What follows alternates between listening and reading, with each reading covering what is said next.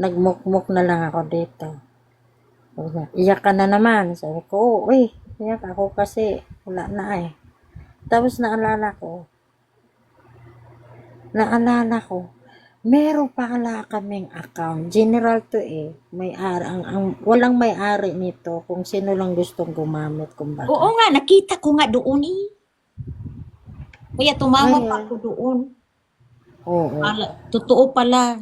Sus, Ginoo. Tapos sabi niya sa akin, ibigay ko sa iyo yung messenger ko, tawagan mo ako. So, kasi parang mabait ba, di ba? Mm. So, ibinigay ko. Tapos, tumawag siya, hindi ko muna sinagot. Nakonsensya ako eh, tumawag na lang din ako. Ayun, sinagot niya, bakit? Anong nangyari? Bis matutulog na ako sa hotel natin. Bakit?